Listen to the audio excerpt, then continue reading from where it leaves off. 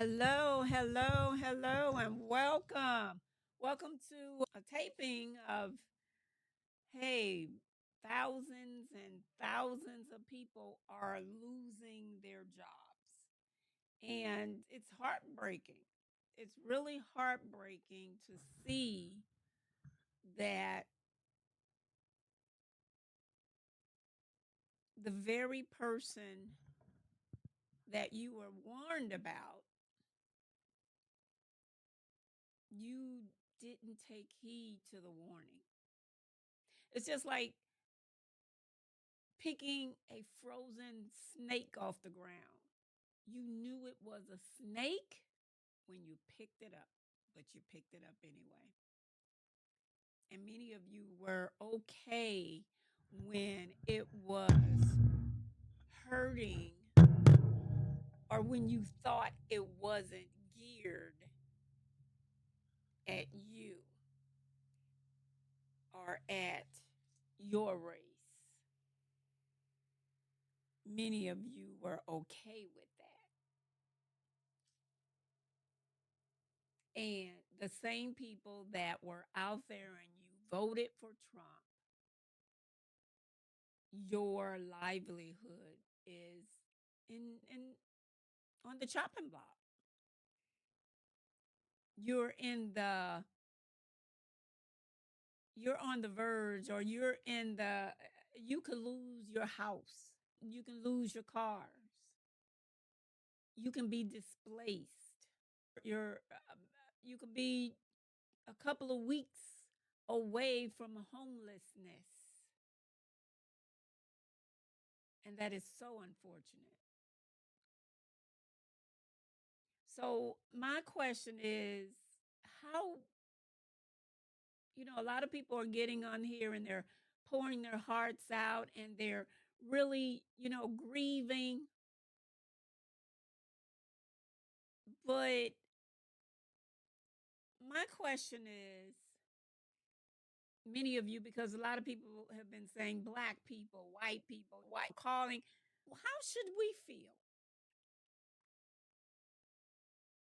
Many of you have been discriminating against a whole race of people that never did anything to you. You've been living off of the backs of our ancestors for decades, their achievements in civil rights. And speaking of DEI,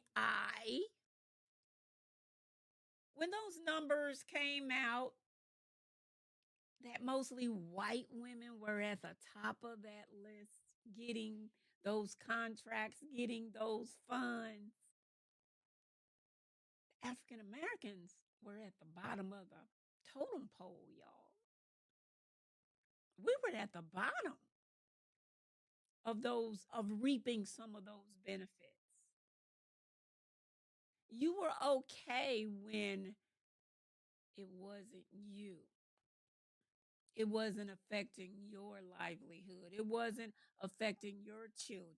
But you didn't give a dang on about. You didn't give a retake. You didn't give a damn. Let's be real. You didn't give a damn when it was our kids, our neighborhoods, our livelihoods. You didn't care. You didn't care. So there are some mixed feelings out there, especially among our people, and and also just not the white people, the Hispanics too. Y'all went out there against a lot of your stars because they were advocating, telling you not to vote for this man. But because you didn't want a black woman or a woman, period, in authority, you voted for the other evil?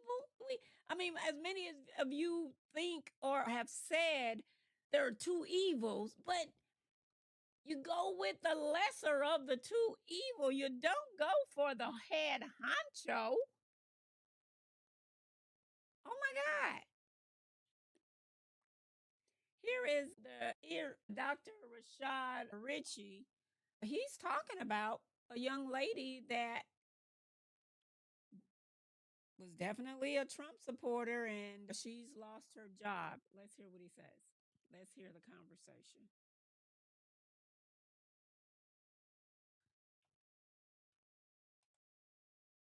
Donald Trump loses her job. Jennifer Pigott is her name. Here it is. Like, nobody that I've talked to understood the devastation that having this administration in office would do to our lives. No kings, no tyrants, no kings, no tyrants. The cuts have shaken up a community that overwhelmingly voted for Trump. He won West Virginia with 70% of the vote, one of his biggest victories. But the betrayal felt by Pigott, a church-going conservative and three-time Trump voter, comes as political analysts are examining early signs of a possible backlash in Republican strongholds like Parkersburg. Put up the picture full mass. She wasn't just a voter. She was a vocal supporter. Her community overwhelmingly supported Trump. Her state supported Trump. And Trump told you what you wanted to hear. But see, as long as others were losing and you believed you were winning, you voted for him. As long as Black people, brown people, women, members of the LGBTQ community, if they seemed to be losing to you, you believed you were winning. But as I've said before, if you say nothing when they knock on your neighbor's door, there's nobody to say anything when they knock on yours. Well, thankfully, madam, you have Indisputable and a few other people that give a damn about you, okay? All right, here we go. Jennifer Pigott, once again, was one of the 125 individuals laid off recently, fired from the U.S. Treasury Department. This is the Bureau of Fiscal Services in Parkersburg, West Virginia, according to Reuters. Nearly 4% of the state's workforce is or was employed by the federal government. Ms. Pigott says she would never vote for Trump again. Well, he told you that. He said, if you elect me this time, you won't have to vote again. It seems as if he's not looking for you all to vote for him again, as if he just doesn't want to go anywhere, possibly doing the dictator thing that we said that he may try to do. There's more. Elon Musk, unprecedented elimination of civil service jobs. About 30,000 workers have now been fired by Musk-led Department of Government Efficiency since mid-February. This will impact West Virginia more than most states, said West Virginia University economics professor John Deskins. Quote, if the federal layoffs happen, we stand to suffer a disproportionate. Isn't that interesting that the word disproportionate is now being used again? Disproportionate share when those jobs disappear, when that income disappears, when that spending leaves the state economy, Deskins told Reuters. And the job losses are just getting started.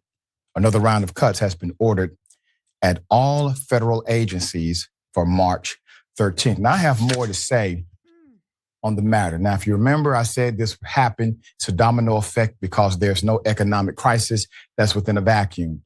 You have individuals who are career employees. They have mortgages. They spend in the local economy. They support a family. They're supporting families that go to institutions. And that economic ecosystem has been disrupted. It has been disrupted in a serious way. But you have to wonder, what is the aim here? Donald Trump, while cutting all of these federal jobs under the direction of Elon Musk, the truly in charge oligarch, he is also increasing what you pay on basic goods and services. So you have your tariffs from Canada, you have your tariffs from Mexico. heavy tariffs from China. So what is he doing? This is an impossible economy to sustain. Everybody knows this. In the meantime, he's taking meetings in Mar-a-Lago, taking $1 million to $1 million to $5 million dinners with other millionaires. What is he doing? Why? Well, those are going to be the carve-outs in the future. You see, there will be carve-outs to the tariffs. The individuals who are spending money right now with Trump, telling Trump how he can carve out this and carve out that, and Trump telling them, well, how much money are you going to pay? And the rest will simply go into privatization. That's just my opinion of the move here. But you have to consider these individuals are trying to take it all, fundamentally transform every moment of our existence in the United States of America, not just a part of it. There's more. Cutting costs and waste and fraud. We love that big picture, said Miss Pigott, 47 years of age. I love that picture. We were excited about that because it is true. But voting for Trump again, voting for Elon Musk, essentially, to wreck people's lives, Pigott said, is something she said she just can't do. Finally, something hit you. It didn't take all of this. It should not have taken all of this in order for you to see the bigger picture, madam. The bigger picture is not cutting fraud and waste. The bigger picture is you are manipulated to believe that if 1 out of 100 individuals, if that one person is committing fraud and waste, you need to cut the whole program for the 99 who's doing it correctly. That is what you fail for. Wow. And it is hurtful, y'all. Let me get back. It is hurtful. It's hurtful to see that the United States is falling where she's falling. But believe you me, United States have always done some ganky stuff in the past. And this month, well, actually I started like in January because, well, it was like February. And I have been reading the book of Jeremiah and how Jerusalem was turned over to the Babylonians because of their sin. And God just said, that's it. Don't pray for them. That's it. I passed judgment. So that is this our judgment? Is this our judgment? Is this our judgment for everything that, for the sin, for the discrimination, from, y'all just hating people to be hating people, the homosexuality thing, worshiping idols? And idols just don't have to be golden images. It can be your houses, it can be your cars, it can be your jobs, it can be your money.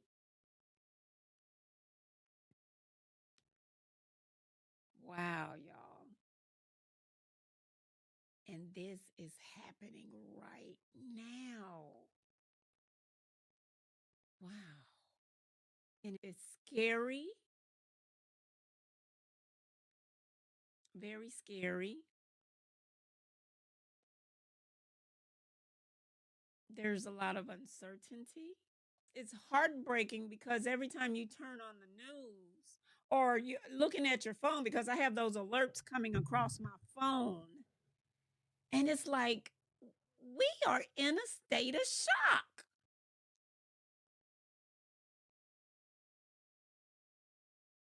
And the other day I looked at this one video on YouTube and it was talking about, oh my God, what's the name of that video? Oh, the order. meaning how the money, how these nations are in order, and the United States is on top because of the strength of our dollar.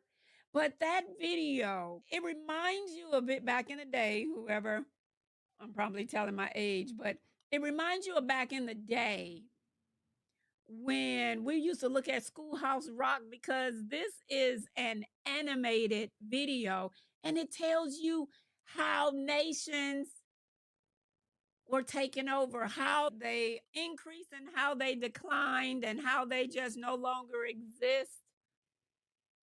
But y'all need to look at that video. That video was the bomb. That video was good. And it was the world order, but it was the animated one. Oh, y'all got to look at that one. You got to check that out. That was the best video that I've seen this week. Yes. Very well done. And y'all, it's so scary right now. So scary. But we're going to look at a little bit more of this video because it is a great video. He is laying it down. Even though Trump loyalists have proposed a constitutional change allowing the president to have a third term, as it stands now, Trump cannot be reelected president unless something wild happens. Pigott, who worked for the Bureau for 5 years, was recently promoted. Said most people assume government workers knew this was coming. Quote, but we didn't, she said. Nobody that I've talked to understands the devastation that having this administration in office would do to our lives. Well, we did, and we tried to warn you. Put up the picture full, Max. Recently, the Atlanta Black Star reported a Donald Trump voter was detained by ICE at gunpoint, and the internet shows him no mercy. You're looking at a Hispanic man from Virginia who voted for Donald Trump, found himself caught up in an administration crackdown of, quote, illegal immigration last week, with ICE agents detaining him at gunpoint despite being a naturalized American citizen. As it turned out, U.S. Immigration and Customs Enforcement agents were actually searching for another man facing deportation. But for Mr. Jensi Machado, the man forced to pull over and prove his legal status, the damage had already been done. Mr. Machado said he believed that Trump would be focused on criminals, not each and every Hispanic person going about their daily life. That's what they're doing now. You hear that? That is, I was speaking to someone earlier, about a month ago, and they were harping on the fact that, and they kept saying that this is only going to affect illegals and criminals and all of that. But I, in turn, said to her, I said, if he was going after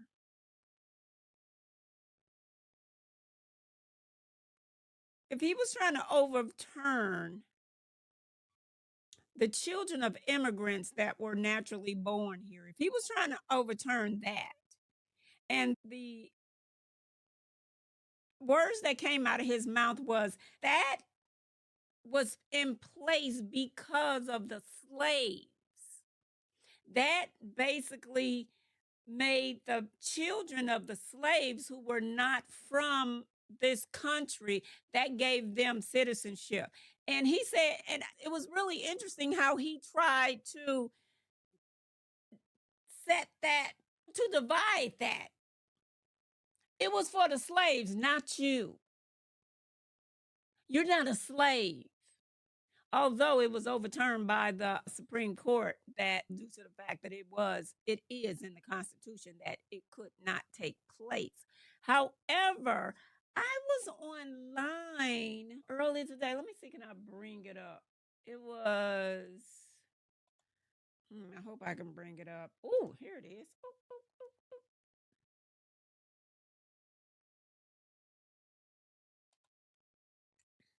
And let me share my screen so I can share my screen with you and let you look at it. Here it is.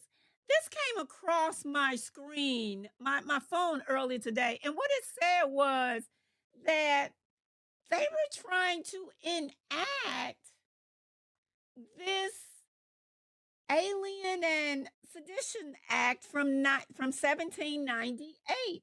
And back then it was enacted because it was enacted in preparation for an anticipated war with France. The Alien and Sedition Act tightened restrictions on foreign-born Americans and limited speech critical of the government. So what it says is, let me see.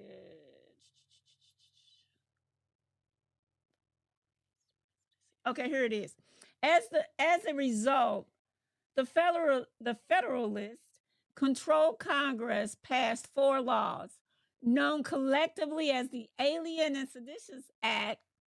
These laws raised the residency requirements for citizenship from 5 to 14 years, authorized the president to deport aliens, and permitted their arrest, imprisonment, deportation during wartime. This act made it a crime for American citizens to print, utter, or publish any false, scandalous, or malicious writing about the government.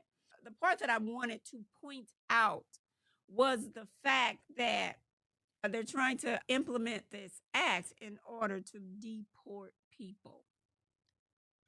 And like I said, let me go back. I remember I was talking to my niece and I was saying to her, she was like, these people have naturalization. Some of these people have naturalization papers, or some of them have, they're legal because of, what is it called when their countries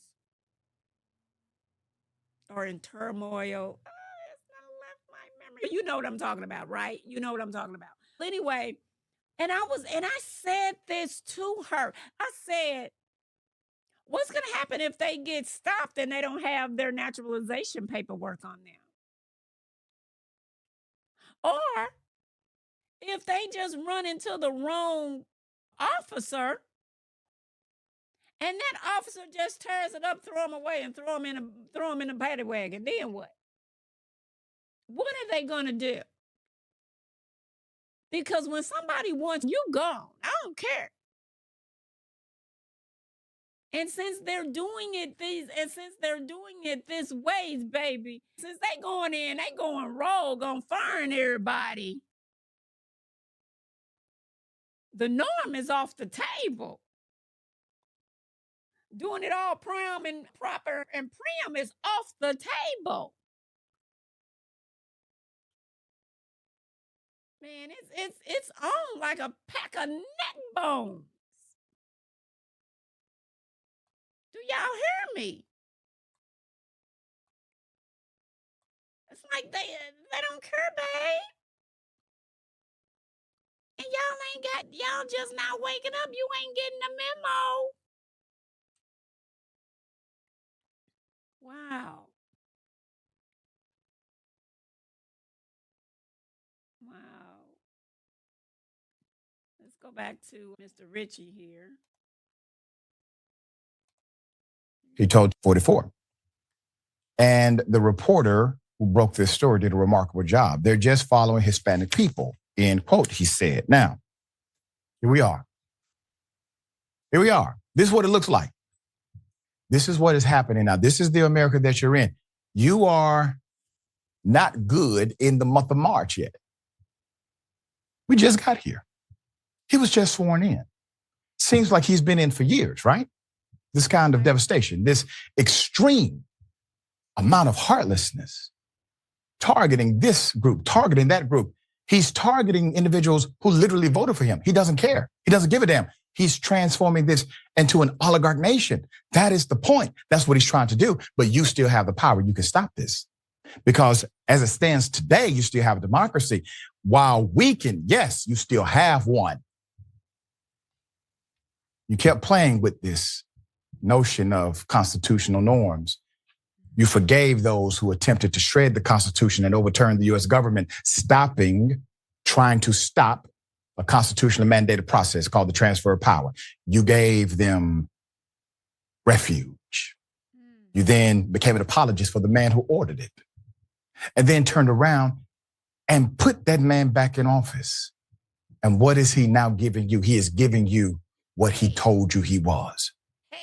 A person who doesn't give a damn about your Constitution, about your religion, or about your Bible, or your evangelical views. He gives a damn about none of it. And now you're feeling it. Say it. We would prefer you to be allies, even if we simply agree on some basics here. For example, voting means there is no election that's final. We would like us to agree together on that, because the way he's running this country, he doesn't seem as if he's concerned about getting your vote again. That is dangerous. All right, Yasmin, thoughts here. Yeah, I imagine that many people find it very difficult to have empathy or sympathy for people who were either entirely incapable of having any for anyone else, or were incapable of learning and listening to the things that we were trying to tell them all along. But they were totally fine with Trump's policies when they were affecting other people. They're only now waking up to how bad and dangerous and damaging his policies are now that they're affecting them directly. But while it is difficult for me and others to feel bad for people like this voter or like the Hispanic voter who was accosted by ICE, we need to have empathy for them. I need to. We at least need to be supportive of them. They are finally as angry as we are about what's been happening to these workers across the country and to minority groups across the country. It just took them a little longer to get to where we are, but that's the reality of being a progressive. People are going to take a minute to get on board with certain ideas because by definition, these ideas that progressives tend to espouse fall outside of the scope of the mainstream party messages. I just hope that now they understand that we have been fighting for them and their rights all along, even as they fought us on it. We're not happy about what's happened to these people either. We want, as we have always wanted, justice for these people and for them to be treated in a way that gives them some kind of dignity. There are plenty of Republican voters who genuinely believe that the work Elon Musk is doing with his Department of Government Efficiency is for the good of the country. They genuinely believe but their belief seems to be rooted in something that is actually bipartisan. No one likes government waste. No one likes inefficient spending, especially when the money that is being spent inefficiently is comprised of our tax dollars. But the difference between people who support Elon Musk and Doge and the people who don't is that the people who do not believe that what Elon is doing has anything to do with making the government more efficient. It is a facade, it's a farce, it's a disingenuous way to galvanize support behind something that will make life very difficult for so many Americans, even Americans who are not directly impacted by the layoffs. There will be downline impacts of these layoffs and department shutdowns. What will we do with all of these laid off workers? They don't have a plan for any of it, especially when the same government that's laying off these workers is trying to eradicate other social services and programs that might support these workers during this time because they rebranded those social services as handouts. The thing people need to understand is that nothing Trump or this administration does is with their best interest in mind.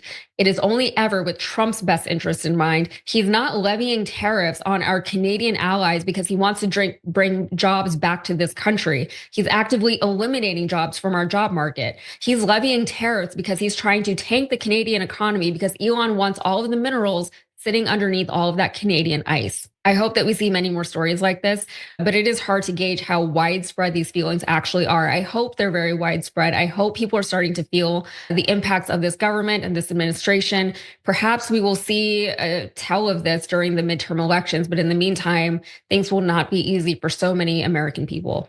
That's right. And also in the meantime, Elon Musk somehow is increasing how much money he gets from the federal government while From our everybody else actual- is losing. Yeah. Oh, let's do a pick me up. Let's do a pick me up. Let's do a pick me up.